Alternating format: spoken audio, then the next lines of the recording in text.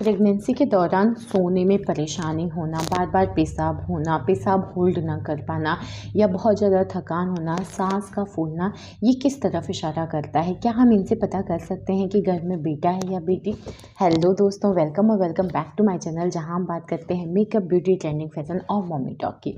आज की वीडियो एक बार फिर से बहुत ही खास वीडियो है और आज की वीडियो उन लोगों के लिए है जिसका तीसरा तिमाही चल रहा है या 8वां और 9वां महीना लग गया है, यानी आपकी प्रेगनेंसी का आखिरी दौर, आखिरी लक्ष्य तक आप पहुंचने वाले हैं। बिल्कुल डिलीवरी का समय नज़दीक आ चुका है। तो देखिए, आज की वीडियो में हम बात करेंगे कि 9वें महीने में या तीसरे तिमाही में आपके शरीर में कौन कौन से बदलाव आने शुरू हो जाते हैं और ये बदलाव अगर आपके साथ आते हैं तो ये नॉर्मल है या आपको किन किन सावधानियों का ख्याल रखना पड़ेगा, क्योंकि 9वां महीना जो होता है वो काफ़ी ज़्यादा सावधानी रखने वाला महीना होता है। जैसे पहले महीने में हम बहुत सारी सावधानियां रखते हैं ताकि मिसकैरेज या कोई प्रॉब्लम ना हो जाए, सेम वही पहला तिमाही और तीसरा तिमाही ये काफ़ी सतर्कता भरा होता है। बीच वाले दूसरे तिमाही में आप थोड़ा बहुत लापरवाही कर भी लेते हैं, लेकिन पहले तिमाही में जैसे अपने आप को आप संभाल के रखते हैं, बच्चे को संभाल के रखते हैं, वैसे ही 9वें महीने में या तीसरे तिमाही में आपको खुद को संभाल के रखना पड़ता है। लेकिन ये बात भी सच है कि सबसे ज़्यादा शरीर में बदलाव जो आता है ना, वो पहले तिमाही और आखिरी के तिमाही में ही आता है। तो इस तिमाही में या फिर आप कह सकते हैं 8वें 9वें महीने में आपके शरीर में क्या क्या बदलाव आता है और इसको आप कैसे समझ सकते हैं, कैसे ख्याल रख सकते हैं, और साथ ही में हम बात करेंगे कि क्या ये भी आपको संकेत देते हैं कि घर में बेटा है या बेटी। तो डिटेल में बात करेंगे, वीडियो को स्किप मत करिए, स्किप करेंगे तो फिर कुछ पार्ट्स आपके रह जाएंगे, आपका डाउट क्लियर नहीं हो पाएगा। तो वीडियो को पूरा देखिए और चैनल अच्छा लगे तो सब्सक्राइब जरूर करिएगा। तो बिना किसी देरी के वीडियो शुरू करते हैं। सबसे पहला और बहुत ही खास बदलाव जो आपके शरीर में आता है वो होता है थकान। देखिए, प्रेगनेंसी के पहले महीने में आपको ये थकान की समस्या हो सकती है, क्योंकि उस टाइम पे भी आपकी बॉडी में बहुत सारा बदलाव आ रहा होता है, हार्मोनल चेंजेस आ रहे होते हैं, साथ ही में आपका बच्चा जो होता है धीरे धीरे डेवलप कर रहा होता है। तो पहले तिमाही में थकान होना, क्योंकि आपके जो बॉडी के सारे ऑर्गन हैं वो दुगना से भी ज़्यादा स्पीड में काम कर रहे होते हैं। तो कोई भी इंसान या बॉडी ऑर्गन जो है वो तेज़ी से काम करेगा तो थकान होगी ही होगी, आपकी एनर्जी ज़्यादा लॉस होगी, आपको ब्लड की, आपके हर चीज़ को, आपके न्यूट्रिशन को, कैल्शियम को, हर चीज़ की ज़रूरत आपकी बॉडी को होगी ही होगी। तो अगर शरीर ज़्यादा काम करेगा तो थकान होगी। सेम ऐसा होता है तीसरे तिमाही में। आपको दूसरे तिमाही में जो पहले तिमाही के जो ये बदलाव होते हैं, सिम्टम्स होते हैं, ये दूसरे तिमाही में बदल जाते हैं। थोड़ा आपको रिलैक्स मिल जाता है, जैसे थकान होना, उल्टी मतली आना, ये सब चीज़ों में आपको आराम मिल जाता है दूसरे तिमाही में। लेकिन तीसरे तिमाही में भी अगर आपके साथ ये हो रहा है, थकान हो रही है, तो देखिए होता क्या है ना कि बेबी आपका ऑलमोस्ट ग्रोन अप हो चुका रहता है अगर 9वें महीने की बात करें, और आपके बेबी का जो वज़न है वो काफ़ी बढ़ चुका रहता है, प्लस एरिया मतलब आकार बड़ा होता है, तो वो काफ़ी ज़्यादा स्पेस आपके गर्भाशय को फैला देता है और काफ़ी स्पेस ले लेता है, जिसकी वजह से आपके बाकी ऑर्गन पे दबाव पड़ता है, आपकी नसों पे दबाव पड़ता है और बाकी जो ऑर्गन हैं जो फंक्शन कर रहे हैं उस पे दबाव पड़ता है। तो जब ब्लड सर्कुलेशन आपका प्रॉपर नहीं होगा, पंपिंग आपका जो हार्ट करता है वो प्रॉपर नहीं होगा, क्योंकि सब पे अलग अलग दबाव पड़ रहा है, तो फिर थकान होना बहुत ही आम बात है। प्लस आपका बॉडी का वेट काफ़ी ज़्यादा बढ़ गया रहता है और बेबी भी नीचे की तरफ आना शुरू कर देता है, तो जो वेट है ना वो आपके पैरों को उठाना पड़ता है, तो थकान होना बहुत ही आम बात है। अब हम बात करते हैं थकान से रिलेटेड क्या बात है। देखिए, अगर आपको बहुत ज़्यादा थकान होता है तो आपको डॉक्टर से बताना ही है, साथ ही में आपको थोड़ा बहुत वॉक करना है, एक्सरसाइज थोड़ा बहुत आपको करना है। अगर आपको मेडिकल इशू नहीं है, कोई प्रॉब्लम नहीं है तो आप ज़रूर करिए, लेकिन अपने डॉक्टर के नज़र में रहिए, उनसे बात आप करते रहिए जो भी आपकी बॉडी में चेंजेस आए। प्लस अपने खान पीन का बहुत ज़्यादा ख्याल रखिए, पानी खूब पीजिए, नारियल पानी पीजिए, न्यूट्रिशन वाले फूड लीजिए जिसमें आपको प्रोटीन, कैल्शियम सारी चीज़ें मिले। प्लस आपको जो आयरन की गोलियाँ दी है डॉक्टर ने, जो भी सप्लीमेंट्स दिया है उसको प्रॉपर आपको लेना ही है।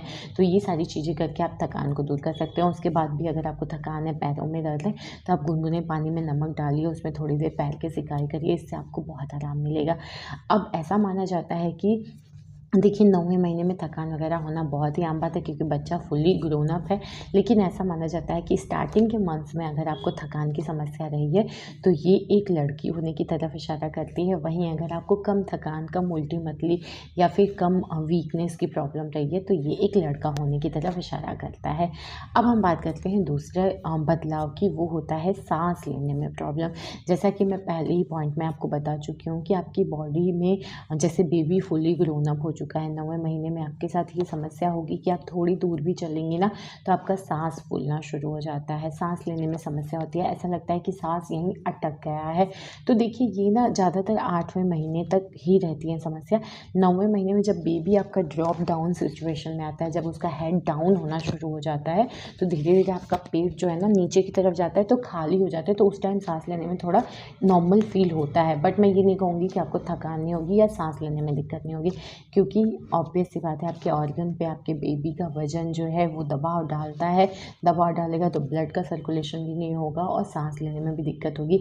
आपका वेट जो है नीचे की तरफ खींच रहा होता है, तो थोड़ा भी वॉक करेंगे, एक्सरसाइज करेंगे तो साँस फूलेगी। ये कोई डरने वाली बात नहीं है, लेकिन अगर आपको साँस फूलने की बहुत ज़्यादा समस्या है, तो मैं बार-बार कह रही हूँ, अपने डॉक्टर से ज़रूर बात करिएगा। और इस वजह से बीपी भी बहुत तेज़ी से बढ़ जाता है, कई बार मैंने देखा है प्रेगनेंसी के 8वें 9वें महीने में। तो इस चीज़ को भी आपको मेज़र करना है कि आपका बीपी जो है बहुत ज़्यादा फ्लक्चुएट ना करे।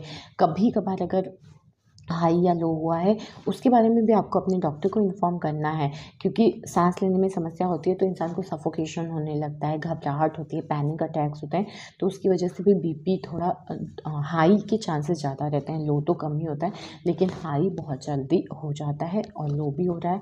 बहुत ज़्यादा फ्लक्चुएशन है तो आपको रिकॉर्ड करके रखना है, आप अपना बीपी ज़रूर मेज़र करते रहिए। वैसे तो पूरे 9वाँ महीना करना है, लेकिन आखिरी के महीने में आपको तो थोड़ा ज़्यादा ही अलर्ट रहना है, थोड़ा ज़्यादा सतर्क रहना है। तो साँस लेने की समस्या अगर आपके साथ ऐसा है, तो प्लीज़ अपने डॉक्टर को ज़रूर बताइए। अब हम बात करते हैं तीसरे बदलाव की, वो होता है बार-बार पेशाब आना। देखिए वैसे तो शुरुआत महीने से ही, जैसे ही आप बेबी कंसीव करते हैं और धीरे-धीरे बेबी जो है वो बढ़ना शुरू हो जाता है, बड़ा होता है, तो जो अपशिष्ट पदार्थ होते हैं वो ज़्यादा निकलता है, तो आपको बार-बार यूरिन पास करना पड़ता है, ये सारी समस्याएँ होती ही हैं। लेकिन अगर मैं बात करूँ 9वें महीने की, तो 9वें महीने में सेम वही आपका जो आप जो होल्ड कर पाते हैं अपने मतलब अपने पेशाब को, तो उस पे, उस ब्लैडर पे ना दबाव पड़ता है, जिसकी वजह से आप बहुत देर तक होल्ड नहीं कर पाते हैं बाथरूम को और आपका लीकेज हो जाता है। तो ये बहुत ही आम बात है, इसमें बिल्कुल शर्माने वाली बात नहीं है। देखिए जितनी भी माएँ हैं, जो भी प्रेग्नेंट हैं या जिन्होंने पहले भी बेबी डिलीवर किया है, तो सबके साथ ये आम समस्या है। इवन प्रेगनेंसी ही नहीं, प्रेगनेंसी के बाद भी अभी भी मेरे साथ भी ऐसा होता है कि मैं बहुत देर तक अपना पेशाब जो है वो होल्ड नहीं कर पाती हूँ। मेरी नॉर्मल डिलीवरी है, वैसे मुझे लगा था कि नॉर्मल डिलीवरी में भी ये समस्या रहती है, लेकिन मैंने सी सेक्शन वाली भी अपने जो 1-2 फ्रेंड हैं उनसे पूछा है, तो वो भी यही बात कहते हैं कि यार नहीं होल्ड हो पा रहा है। तो ये थोड़ी बहुत समस्या औरतों के शरीर में बदलाव आता है डिलीवरी के बाद, लेकिन फ़िलहाल मैं प्रेगनेंसी के टाइम की बात कर रही हूँ। उस टाइम पे बेबी का लोड जो होता है, वेट जो होता है, वो आपके मूत्राशय पे लोड डालता है, जिसकी वजह से मूत्राशय में आपका जो पेशाब है वो बहुत देर तक होल्ड नहीं रहता है और थोड़ा बहुत लीक हो जाता है। तो इसमें बिल्कुल शर्माने वाली बात नहीं है, हर औरत के साथ होता है। आप जिससे भी शेयर करेंगी ना, जिससे भी पूछेंगी, हर कोई बताएगा। तो अब हम बात करते हैं बार-बार पेशाब आने से क्या तथ्य है या फिर क्या बातें हैं जो हमारे समाज में फैली है। एक बात मैं पहले ही बता दूँ, ये जो सिम्पटम्स है ना, ये प्रमाणित तरीका नहीं होता है जानने का कि घर में कौन-सा लिंग है, और मैं या मेरा चैनल लिंग परीक्षण को बढ़ावा भी नहीं देते हैं। अगर ऐसा आप करते या करवाते हैं तो आपको, आपके डॉक्टर को, हॉस्पिटल को सज़ा हो सकती है। तो प्लीज़, मैं इस सपोर्ट में नहीं हूँ इस चीज़ के कि लड़का या लड़की कौन बेस्ट है। दोनों अच्छे होते हैं, दोनों भगवान का दिया हुआ तोहफ़ा है। तो अब हम बात करते हैं पेशाब का। तो ऐसा माना जाता है कि अगर प्रेगनेंसी के दौरान 7वें 8वें महीने के टाइम पे या स्टार्टिंग से ही आपको बाथरूम बहुत ज़्यादा जाना पड़ रहा है, आपको बार-बार यूरिन पास करने जाना पड़ रहा है, तो ये एक लड़का होने की तरफ इशारा करते हैं। वहीं अगर आप थोड़ा कम जा रहे हो, ज़्यादा अपशिष्ट पदार्थ नहीं निकल रहा है आपके शरीर से, तो कहते हैं ये एक लड़की होने की तरफ इशारा करता है। तो ये भी एक संकेत होता है। लेकिन बात अगर 8वें-9वें महीने की कर रही हूँ, तो उसमें चाहे लड़का हो या लड़की, आपको इस चीज़ की नीड होगी ही होगी कि मुझे बार-बार वॉशरूम जाना पड़ रहा है। तो ये कुछ बदलाव हैं। वैसे इसमें बहुत सारे और बदलाव हैं आपको जो मैं बता सकती हूँ, तो मैं नेक्स्ट वीडियो में कवर करूँगी, वरना ये वीडियो बहुत लंबी हो जाएगी। अभी के लिए फ़िलहाल ये पॉइंट्स आप याद रखिए, और अगर आपका 9वां महीना चल रहा है तो प्लीज़ ख़याल रखिए। और भी बहुत सारी चीज़ें हैं जो मुझे बतानी है, नेक्स्ट वीडियो में आपको ज़रूर बताऊँगी कि अगर आपका 9वां महीना है तो किन-किन चीज़ों का आपको ख़याल रखना है, और बिल्कुल उन चीज़ों के साथ आप टिके रहिए। तो ये था आज का वीडियो। उम्मीद करती हूँ वीडियो अच्छी लगी हो। वीडियो अच्छी लगी हो तो लाइक, शेयर, कमेंट करिए, और चैनल अच्छा लगे तो प्लीज़ सब्सक्राइब कर लीजिए। बेल आइकन को ज़रूर दबा दीजिए ताकि नोटिफिकेशन आपको मिलता रहे समय-समय पे। तो मिलते हैं नेक्स्ट वीडियो में, तब तक के लिए बाय।